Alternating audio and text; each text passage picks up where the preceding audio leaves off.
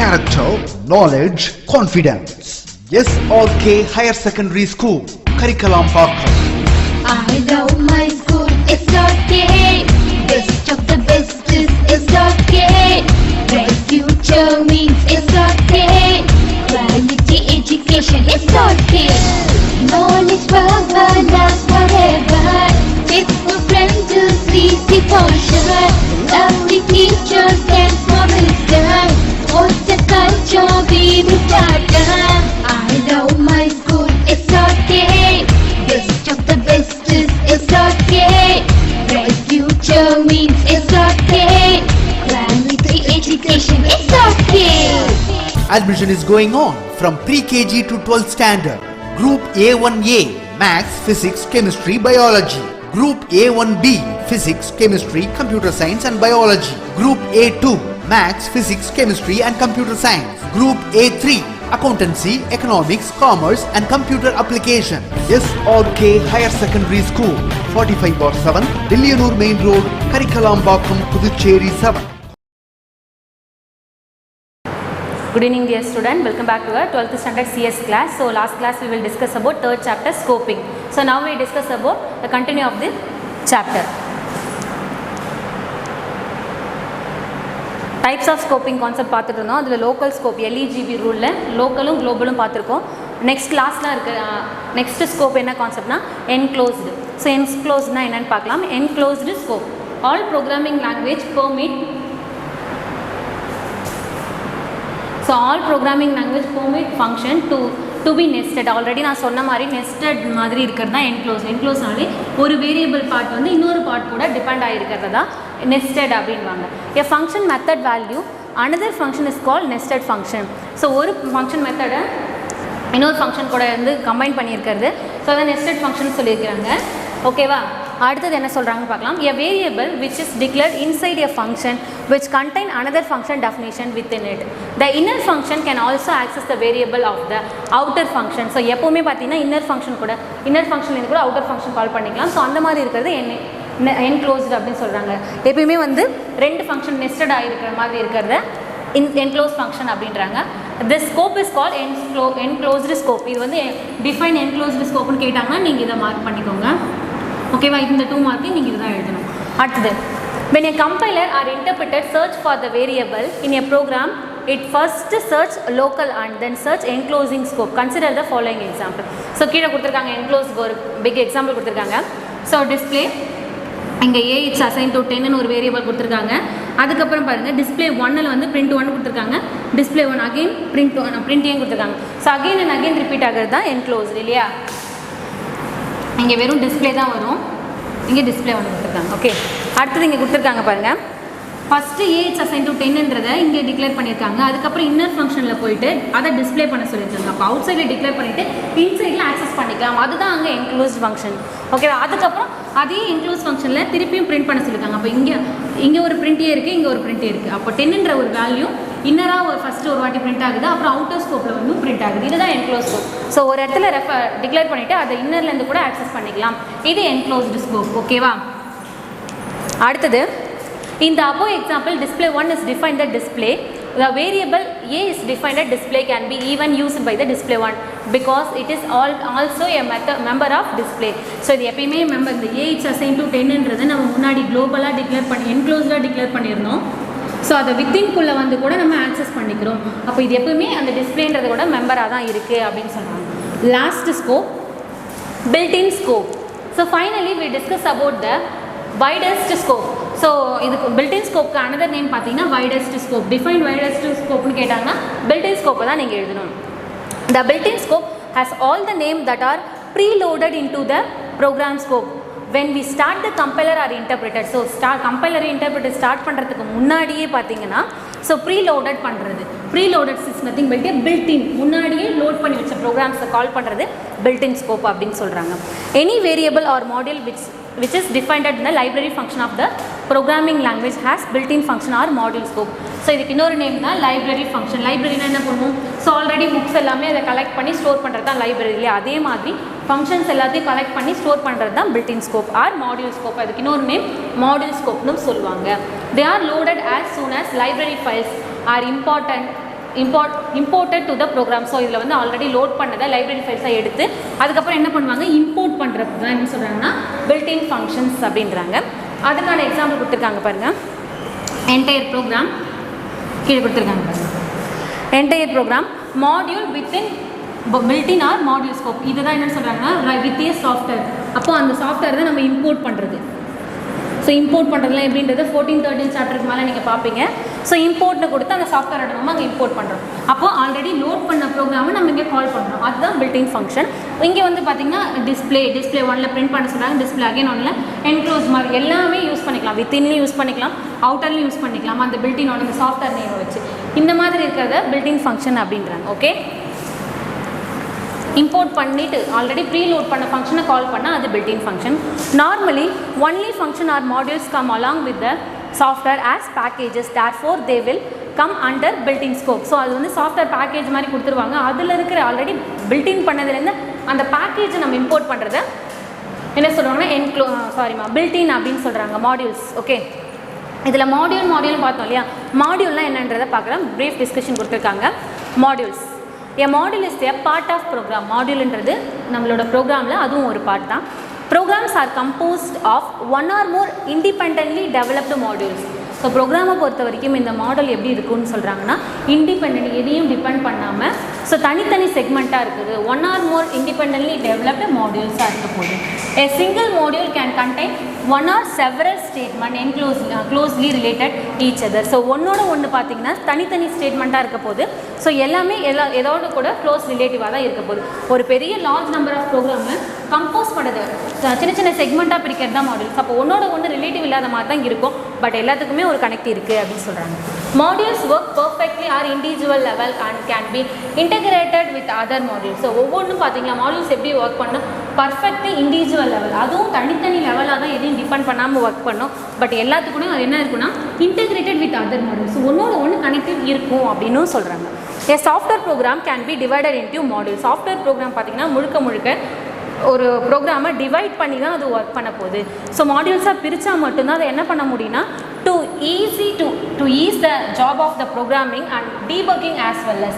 So அதை ஈஸியாக பிரித்து ஒர்க் பண்ணும்போது மட்டும்தான் ஈஸியாக நம்மளால் அந்த ஜாபை ஃபுல்ஃபில் பண்ண முடியும். அதே மாதிரி எரர் ஏதாவது அக்கறாச்சுன்னா அதை நம்மளால் கண்டுபிடிச்சி டீபக் பண்ணவும் முடியும் அப்படின்றாங்க. A program can be divided into small functional modules that work together to get the output. So அதை ஸ்பிட் பண்ணி ஒர்க் பண்ணி தான் சின்ன செக்மெண்ட்டாக பிரித்து தான் ஸ்மால் ஃபங்க்ஷன் மாடியூல்ஸாக பிரித்து தான் என்ன பண்ணால் அதுக்கப்புறம் ஒர்க் பண்ணி முடிச்சதுக்கப்புறம் அது எல்லாத்தையும் டூகெதர் பண்ணி நமக்கு அவுட்புட்டாக கொடுக்க போகுது. The process of subdividing a computer program into separate subprograms is called modular programming.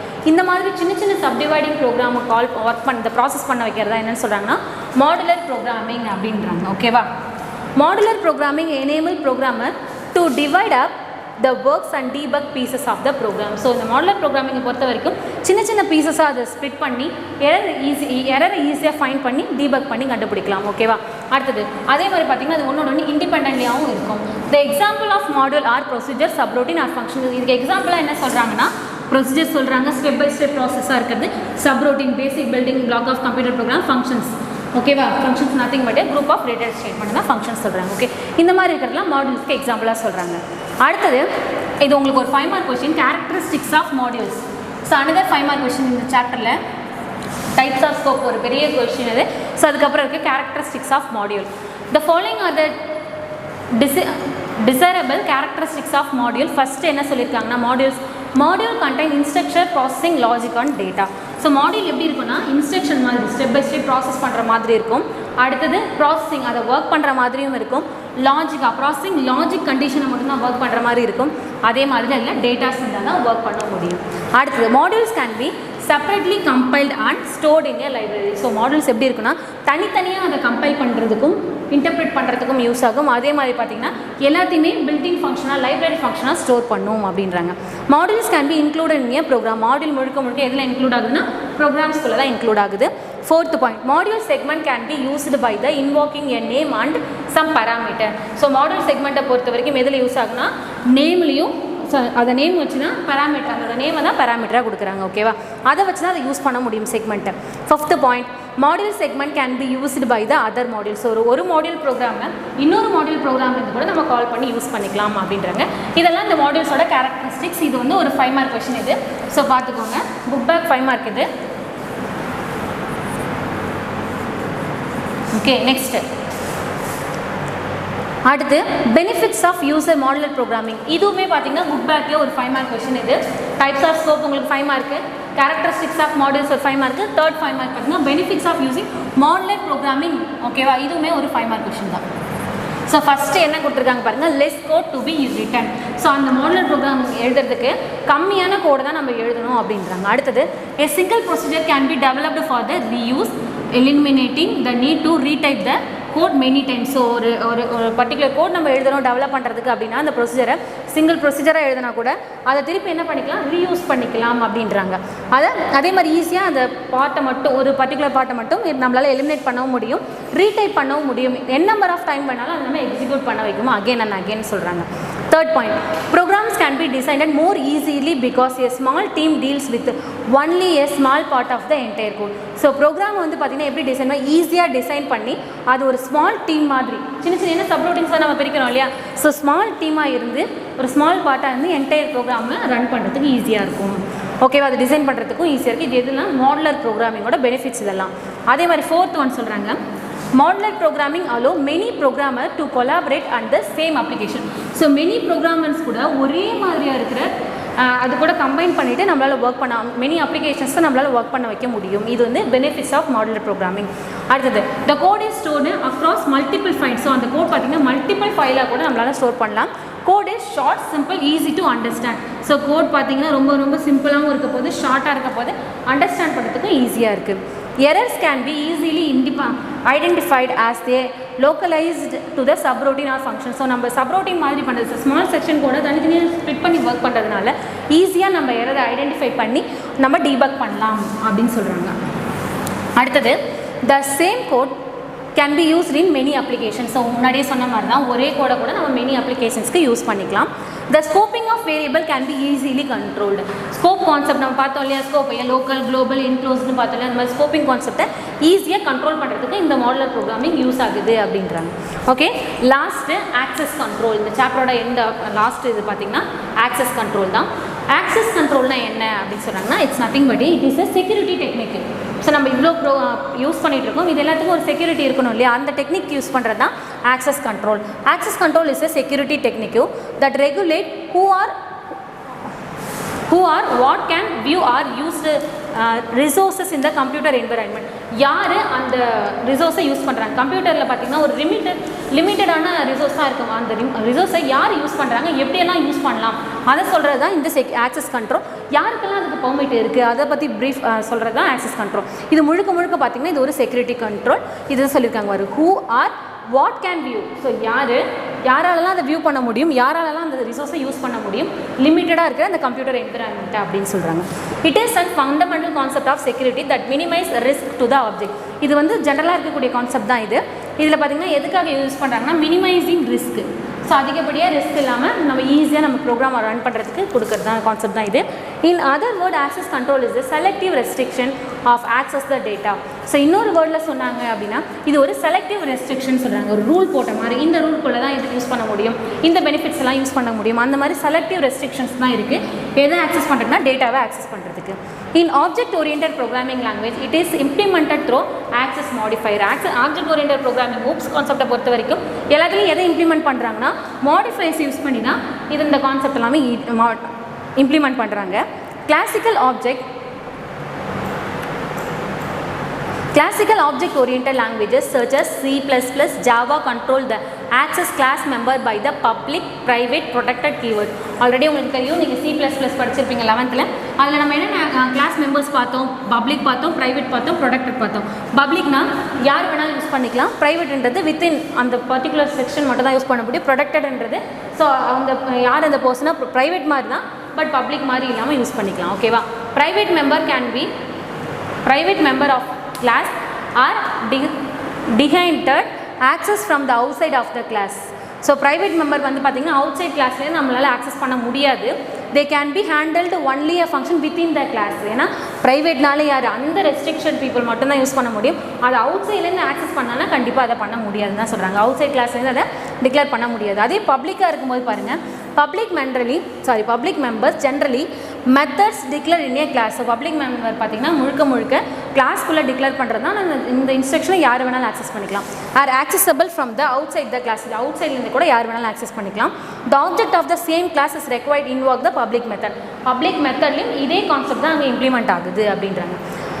The arrangement of private instant variable and public method ensure the principle of the data encapsulation. So data encapsulation பொறுத்த வரைக்கும் ப்ரைவேட்டாக இருந்துச்சுன்னா அந்த within restriction people மட்டும் தான் use பண்ண முடியும். அதே பப்ளிக்காக இருக்கும்போது அவுட் சைட் ஃபங்க்ஷன்லேருந்து கூட யூஸ் பண்ண முடியும். இதுதான் வந்து அதோட ரூல்ஸாக சொல்கிறாங்க, பிரின்சிபல்ஸ் ஆஃப் டேட்டா என்கேப்சுலேஷன். ஒரு டேட்டாவை நம்ம என்க்ளோஸ் பண்ணுறதுக்கான கான்செப்ட்டில் பப்ளிக் சொல்கிறாங்க, ப்ரைவேட்னு 2 மெத்தட் சொல்கிறாங்க. ஓகே, அடுத்தது ப்ரொடெக்டட் மெம்பர். ப்ரொடெக்டட் மெம்பர் பார்த்தீங்கன்னா of a class are accessible from within the class. Within கிளாஸ்க்குள்ளே மட்டும்தான் யூஸ் பண்ண முடியும்.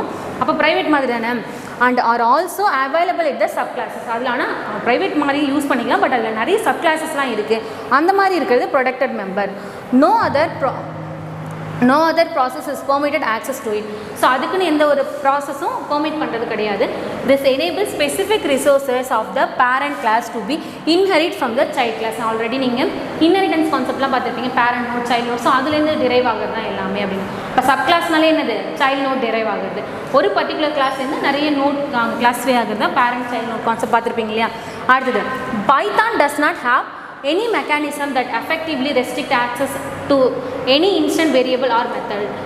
பைத்தானை பொறுத்த வரைக்கும் எந்த ஒரு இதுலையுமே எஃபெக்டிவாகவும் ரெஸ்ட்ரிக்ட் ஆக்சஸ் மெத்தடையும் அது யூஸ் பண்ணலை, அஃபெக்ட் பண்ணலை அப்படின்னு சொல்கிறாங்க. Python prescribes a conversation of prefixing the name of the variable or method within a single or double underscore to emulate the behavior of the protected and private access specifier. இதுவே நம்ம C++னா நம்ம எப்படி declare பண்ணுவோம், private அப்படின்னு declare பண்ணிவிட்டு அதுக்குள்ளே தான் என்ன பண்ணுவோம், கோலன் வச்சுட்டு உள்ளே நம்ம டிக்ளேர் பண்ணுவோம். ஆனால் பைத்தானை பொறுத்த வரைக்கும் அந்த மாதிரி எந்த ஒரு ரெஸ்ட்ரிக்ஷனும் கிடையாது. முன்னாடியே நம்ம ப்ரைவேட்டு பப்ளிக்னு டிக்ளேர் பண்ணணும்னு அவசியமே கிடையாது. என்ன சொல்கிறாங்க, நம்மளோட வேரியபிளும் மெத்தடும் நம்ம ப்ரைவேட்டாக கொடுக்க போகிறோமோ பப்ளிக்காக கொடுக்க போகிறோமோ அந்த மெத்தடுக்கு முன்னாடி, அந்த நேமுக்கு முன்னாடி என்ன கொடுக்க சொல்கிறாங்க, சிங்கிள் ஆர் டபுள் அண்டர்ஸ்கோர் வச்ச மாதிரி எழுத சொல்கிறாங்க. ஃபார் எக்ஸாம்பிள் இங்கே இனேட் ஃபங்க்ஷன் என்னோட மெத்தட் ஃபங்க்ஷன் இது. ஸோ அதுக்கு முன்னாடி இருக்கிறது டபுள் அண்டர்ஸ்கோர் வச்சு நம்ம கொடுக்குறது ப்ரைவேட் வேரியபிள். இப்போ ஃபார் எக்ஸாம்பிள் நம்பர் நான் கொடுக்குறேன். நம்பர்ன்றது என்னோட இந்த நம்பர் வந்து ப்ரைவேட்டாக இருக்க போகுது. ஸோ அப்படின்னா நான் டபுள் அண்டர்ஸ்கோர் வச்சு கொடுப்பேன். நான் எதுவுமே வைக்காமல் கொடுக்க, டபுள் அண்டர்ஸ்கோர் கொடுக்கலன்னா அது பப்ளிக் மெத்தடாக எடுத்துகிட்டு போகுது. ஓகேவா. All member python has been public by default. So எல்லா மெம்பருமே நீ டிக்ளேரே பண்ணலனாலும் என்ன, ஆல்ரெடி நான் சொன்ன மாதிரி தான், நீ எதுவுமே கொடுக்காம நம்பர்னு ஒரு வேரியபிள் கொடுக்குற அப்படின்னா இது வந்து பப்ளிக் மெத்தடாக இருக்கும். இதுவே டபுள் அண்டர்ஸ்கோர் வச்ச மாதிரி கொடுத்தனா அது ப்ரைவேட்டாக இருக்குது. ஓகேவா. whereas the default C++ and Java are private. இதுவே நீங்கள் C++லையோ ஜாவாலையோ எடுத்துக்கும் போது நீங்கள் இந்த மாதிரி எம்டியாக கொடுத்தீங்கன்னா அது ப்ரைவேட்டாக எடுத்துக்கும். நீங்கள் பப்ளிக்னா அதை மென்ஷன் பண்ணி கொடுக்கணும் இல்லையா. ஆனால் பைத்தானை பொறுத்த வரைக்கும் பப்ளிக் தான் டிஃபால்ட்டு அப்படின்றாங்க. Any member can be accessed from outside the class environment in Python which not possible in C++ or Java. So எங்கேருந்து வேணாலும் பைத்தானை பொறுத்த வரைக்கும் ஆக்சஸ் பண்ணிக்கலாம் வெளில அவுட் சைட் ஃபங்க்ஷனில். பட் C++லையும் ஜாவாலையும் அது பாசிபிள் கிடையாது அப்படின்றாங்க. ஓகேவா. நெக்ஸ்ட், ஸோ இதோட இந்த சாப்டர் முடிஞ்சிருச்சு. ஓகே ஸ்டூடெண்ட்ஸ், ஸோ இதோட பார்த்தீங்கன்னா 3rd சாப்டர் நம்ம கம்ப்ளீட் பண்ணிட்டோம். ஆல்ரெடி நம்ம லாஸ்ட் கிளாஸில் நான் சொன்ன மாதிரி ஃபஸ்ட் சாப்டரோட 2 மார்க்ஸ் மார்க் பண்ணி கொடுத்துருந்தேன். இப்போ அதோட கண்டினியூ மார்க் பண்ணி கொடுக்குறேன், நோட் பண்ணிக்கோங்க. ஸோ இல்லாதவங்க வீடியோ பாஸ் பண்ணி கூட நோட்டில் எழுதி வச்சுக்கோ, சரியா. 3 mark question. First, mention the characteristics of interface. புக்லேயும் இருக்குது, இந்த பாயிண்ட் இருந்தால் மார்க் பண்ணிக்கோ. இல்லாதவங்க நீங்கள் இந்த மாதிரி பாயிண்ட் போட்டு நீங்கள் நோட்டில் எழுதி வச்சுக்கோ. The class template specify the interface enabled object to be created and அந்த இன்டர்ஃபேஸ் கொஸ்டின் மார்க் பண்ணி கொடுத்தீங்களா, அதுக்கு மேலே இருக்கும் பாருங்கள் 2 மார்க்ஸ் மார்க் பண்ணதுக்கு மேலே object to be created and operated properly. So ப்ராப்பராக அந்த இன்டர்ஃபேஸ் இருந்தால் மட்டும்தான் அந்த இன்டர்ஃபேஸ் எடுத்துகிட்டு அதை ஒர்க் பண்ண முடியும். And object attribute and behavior is controlled by the sending function to the object. So முழுக்க ஆப்ஜெக்ட் தாங்க என்ன பண்ண போகுது, அதோட பிஹேவியர் எல்லாத்தையும் கண்ட்ரோல் பண்ணுறது இன்டர்ஃபேஸோட வேலை. இது இந்த ஃபஸ்ட்டு 3 மார்க்கான ஆன்சர். அடுத்து, why string length is called pure function. So string length ஏன் pure function சொல்கிறாங்க அப்படின்னு சொன்னால், first point, string length is a pure function because the function take one variable as the parameter and accessible access is to the find its length. So ஒரே ஒரு variable தான் பேராமீட்டராக எடுத்துக்கிட்டு அந்த function எடுத்து தான் அதை ஆக்சஸ் பண்ண போகுது, அதோட லென்த்தை தான் இது ஃபைண்ட் பண்ணவும் போகுது. Second point, this function read external memory but does not change it. So இது வந்து ஒரு எக்ஸ்டர்னல் மெமரியாக தான் இருக்க போது, இது வந்து எப்பயுமே நம்மளால் என்ன பண்ண முடியாது, சேஞ்ச் பண்ண முடியாது. And the value returned deserve from the external memory access. So இது வந்து வேல்யூ வந்து ரிட்டர்ன் பண்ண முடியாது. ஸோ டிரைவ் ஃப்ரம் எதுலேருந்து தான் டிரைவ் பண்ண முடியும்னா எக்ஸ்டர்னல் மெமரிலேருந்து தான் டிரைவ் பண்ண முடியும், ஆக்சஸ் பண்ண முடியும். அடுத்து தேர்ட் கொஸ்டின் பாருங்கள். ஸோ அது இந்த செகண்ட் கொஸ்டின்லேயும் நிறைய தேர்ட் பாயிண்ட் ஃபோர்த் பாயிண்ட் வரைக்கும் கொடுத்துருக்காங்க.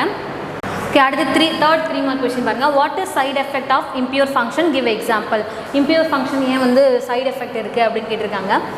இதுவே உங்கள் புக்கில் இருக்குது, ரேண்டம் ஃபங்க்ஷன் இருக்குல்ல, அங்கே இருக்குது, அதை மார்க் பண்ணுறவங்க மார்க் பண்ணிக்கோங்க, இல்லைனா இந்த பாயிண்ட்ஸ் எழுதிக்கோங்க. The variable used inside the function make a side effect through the function which are not passed with any argument. In such cases the function is called impure function. So எந்த ஒரு side எஃபெக்ட்டும் function நம்ம pass பண்ணும்போதே ஆர்குமெண்ட்டை pass பண்ணுறோம் இல்லையா, so அது எந்த ஒரு சைட் எஃபெக்ட்டும் கொடுக்காது இம்பியூர் ஃபங்க்ஷனை பொறுத்த வரைக்கும் அப்படின்றாங்க. when a function depend on the variable of, ஏன்னா சேம் ஃபங்க்ஷனை ரிட்டர்ன் பண்ண போதில்லையா, அப்போ அங்கே சைட் எஃபெக்ட் வர போகிறது கிடையாது. ஸோ முழுக்க எதை டிபெண்ட் பண்ணி தான் இருக்குன்னா variable outside of the definition பிளாக்கையும் வேரியபிளை டிபெண்ட் பண்ணி தான் இருக்க போகுது. இதை வந்து நம்ம என்ன பண்ணலாம்னா ஒவ்வொரு டைமும் அது என்ன பண்ணால் சேம் எவ்ரி டைம் ஒரே வேரியபிள் தான் அது வந்து ரிட்டர்ன் பண்ண போகுது. ஸோ அதனால் அங்கே சைட் எஃபெக்ட் இருக்காது. ஃபார் எக்ஸாம்பிள் இதுக்கு என்ன சொல்கிறாங்கன்னா மேத்தமெட்டிக்கல் ஃபங்க்ஷனாக இருக்க ரேண்டமாக சொல்லியிருக்காங்க, அவர் ப்ரோக்ராம் கொடுத்துருக்காங்க பாருங்கள், இதுலேருந்து இது வரைக்கும் மார்க் பண்ணிக்கோ. உங்களோட தேர்ட் 3 மார்க் கொஸ்டின். அடுத்தது fourth 3 mark question. Differentiate pure and impure function கொடுத்துருக்காங்க. பியூர் இம்பியூர் ஃபங்க்ஷனுக்கு நீங்கள் டாபிக் தப்பாக இருக்குது, உங்கள் புக்கில் கரெக்டாக இருக்கும். இன்டர்ஃபேஸ் இம்ப்ளிமெண்டேஷன் கிடையாது, பியூர் இம்பியூர் ஃபங்க்ஷன்னே இருக்கும். உங்கள் புக்கில் கரெக்டாக இருக்கும், இது வந்து மாற்றிக்கோங்க.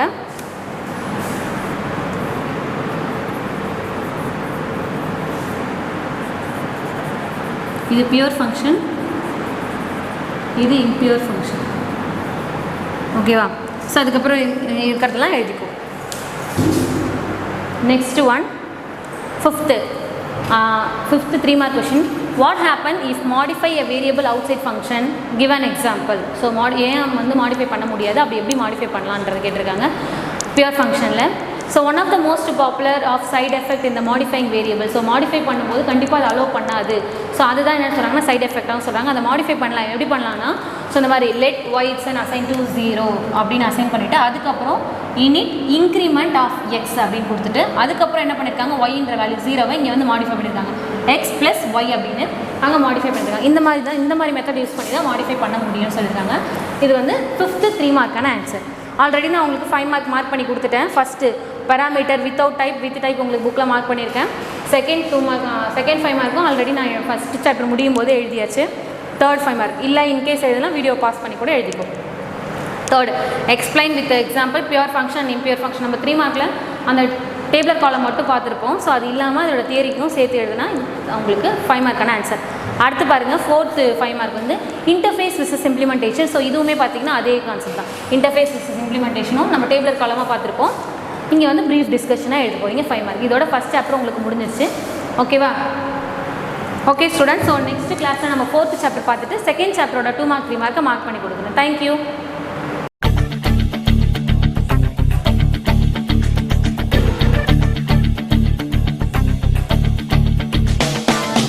ஒரே லட்சியம் எங்கள் கையிலே நிறைவேறிடும் அந்த நாளிலே உலகம் போற்றிடும் எங்கள் பள்ளியே எஸ்ஆர்டி.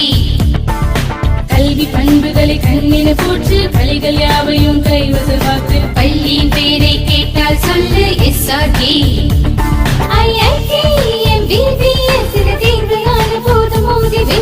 ஒரே லட்சியம் எங்கள் கையிலே நிறைவேறிடும் அந்த நாளிலே உலகம் போற்றிடும் எங்கள் பள்ளியே எஸ்ஆர்டி. கல்வி பண்புகளை கண்ணின போற்று பள்ளிகள் யாவையும் கைவசமாக்கு பள்ளியின் பெயரை கேட்டால் சொல்லு SRT. Admission is going on from pre-KG to 12th standard. Group A1A Maths, Physics, Chemistry, Biology.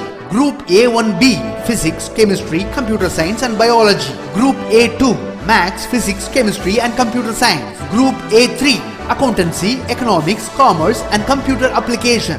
SRK Higher Secondary School, 45/7, Dilliyanur Main Road, Karikalambakkam, Puducherry 7.